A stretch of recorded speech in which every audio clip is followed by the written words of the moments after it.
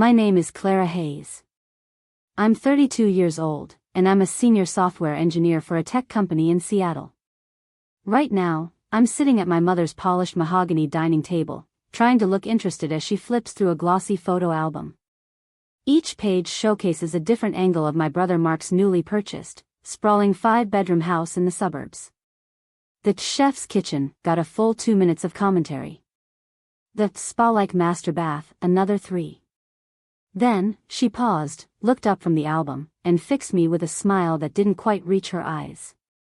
It's just beautiful, isn't it, Clara? Mark's really got his life in order. Makes you wonder, when are you going to settle down? My jaw tightened, a familiar knot forming in my stomach. She knew, of course, that I had been looking. What she didn't know was that I'd found something. Something that would change the trajectory of this conversation, and perhaps, our entire family dynamic, forever. To understand why that question stung so much, you need to understand the blueprint of my family.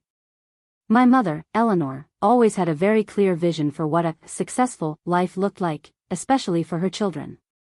For my older brother, Mark, it was a business degree, a stable corporate job, a wife, and a house with a perfectly manicured lawn. For me, it was similar, but with an added layer of expectation that I'd find a nice husband to take care of me, preferably one who also had a stable corporate job and a house. My own career as a software engineer, while financially successful, was always viewed by her as a nice little hobby, until I found something more traditional. She'd often say things like, "It's wonderful you enjoy your coding, dear, but wouldn't you rather be building a home?" Mark, bless his heart, fit the mold perfectly. He'd graduated with an MBA, married his college sweetheart, Sarah, at 25, and bought his first starter home by 27. Every milestone was celebrated with fanfare, photo albums, and proud announcements at family gatherings. My own achievements, like graduating magna cum laude with an engineering degree or leading a major project launch at work, were met with a polite nod and an immediate pivot to Mark's latest promotion or Sarah's plans for a second child.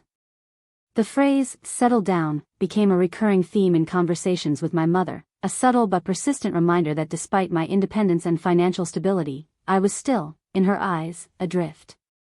My father, Arthur, was a quiet man, a retired accountant who usually stayed out of the maternal whirlwind.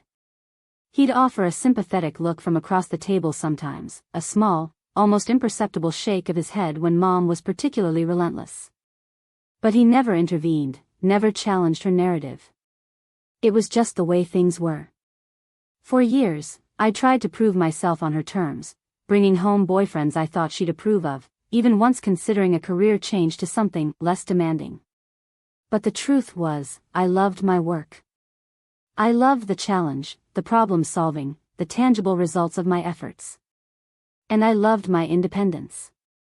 The starter home Mark bought at 27 was a modest 3-bedroom ranch, but Mom treated it like a palace.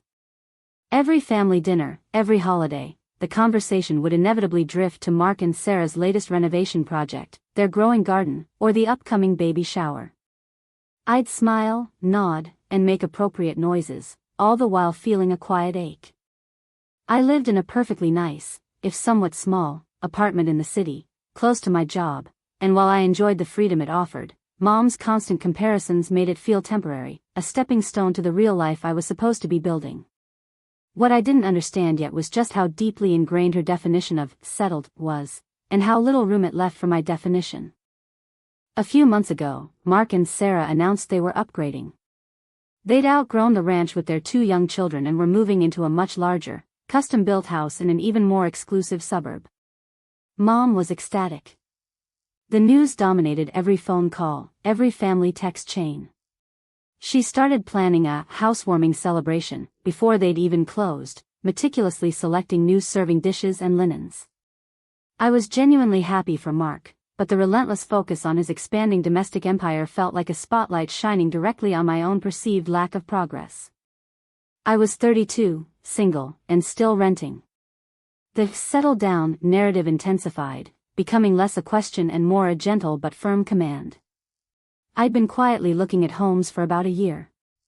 Not because Mom was pushing me, but because I wanted a space of my own, a place to put down roots on my terms. I wasn't looking for a sprawling suburban mansion. I wanted something manageable, a small craftsman-style house with a yard for a future dog, close enough to the city for work but with a sense of community. Seattle market was brutal, and I'd been outbid on several places. It was frustrating, but I kept at it, meticulously analyzing listings, running numbers, and working with my real estate agent, a no-nonsense woman named Brenda who understood exactly what I was looking for. Then, 3 weeks ago, Brenda called me. "Clara, I think I found it. It's small, but it's got character, a great location, and the sellers are motivated." It was a 2-bedroom, 1-bath bungalow in a charming neighborhood, built in the 1920s, with a big oak tree in the front yard. It needed some cosmetic work, but the bones were good. I fell in love immediately.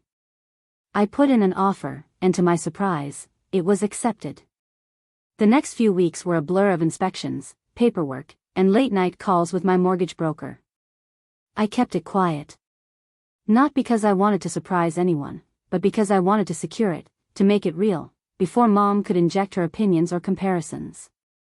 That detail mattered later. The family dinner tonight was supposed to be a low-key affair, just Mom, Dad, Mark, Sarah, and me. But Mom had transformed it into a full-blown showcase. The table was set with her best china, candles were lit, and the air hummed with a nervous energy that was all hers. Mark and Sarah arrived, beaming, and the conversation immediately turned to their new house. Mom pulled out the photo album she'd assembled, a thick, expensive-looking book filled with professional photos of every room, the sprawling backyard, even the 3-car garage. "Look at this, Clara," she'd said, pushing the album across the table to me, pointing to a picture of the gleaming granite countertops in Mark's new kitchen. "Isn't it just gorgeous? So much space for entertaining. And the children will have their own playroom." I nodded, forcing a smile. "It's lovely, Mom. Really beautiful, Mark." My brother gave me a genuine smile, oblivious to the undercurrents. He was just happy. But then came the question, the one that always punctuated these gatherings, the one that felt like a judgment, makes you wonder, when are you going to settle down? Her voice was light, almost airy, but the implication was heavy. She wasn't asking about my happiness or my career. She was asking about a husband, a baby, and a house just like Mark's. She was asking when I would conform. A strange calm settled over me. I looked at the glossy photo of Mark's perfect kitchen, then at my mother's expectant face. My dad was studying the intricate pattern on the tablecloth, a familiar avoidance tactic. Mark and Sarah were chatting quietly about school districts, their faces flushed with the excitement of their new beginning. I realized then that Mom wasn't trying to hurt me intentionally. She was simply unable to see my life as valid or complete outside of her narrow definition. This wasn't about Mark's house, it was about her need for me to fit into her perfectly constructed world. And I was tired of trying to squeeze myself into a space that wasn't designed for me. I took a slow breath. "Actually, Mom," I began, my voice steady, "that's an interesting question." Everyone paused, their eyes turning to me. Mark and Sarah looked curious. Dad finally lifted his gaze. Mom's smile remained, but a flicker of something, perhaps apprehension, crossed her face. "Because," I continued, reaching into the large tote bag I'd placed beside my chair, "I actually closed on a house last week." I pulled out a manila folder, not with the intention of showing them every document, but just to make it real, tangible.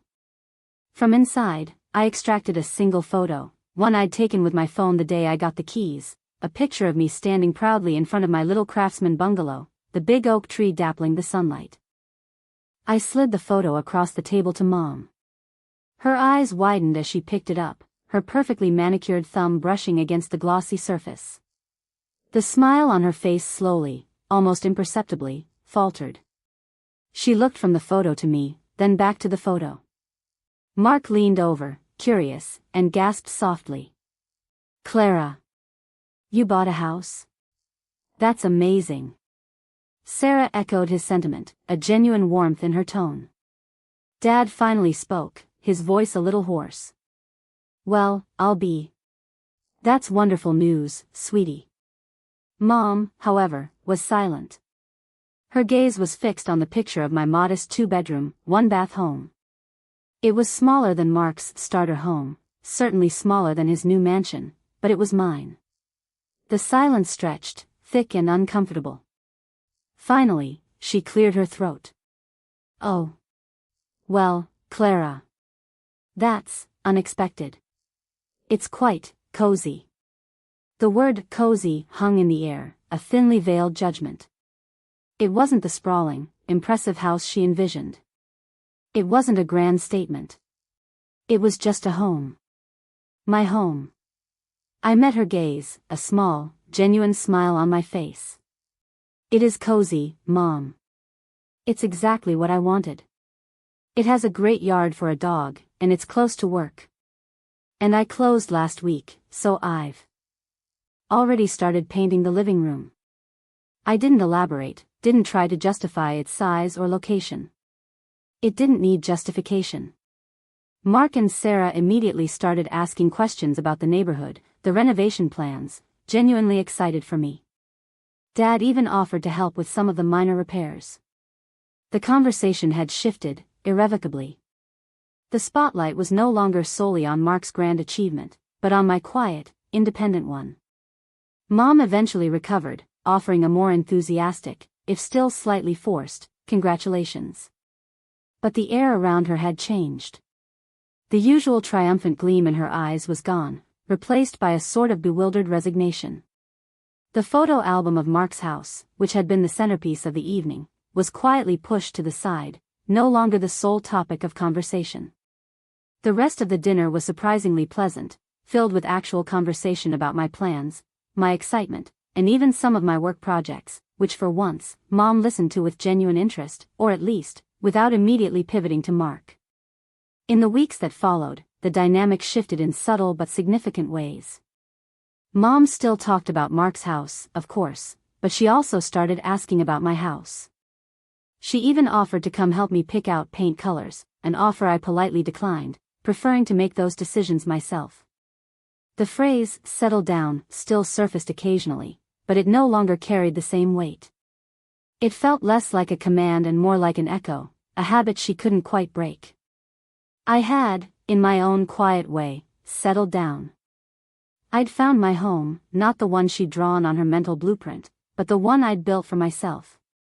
And standing in my own living room, paint splattered on my jeans, looking out at the oak tree in my front yard, I finally felt truly, completely at peace.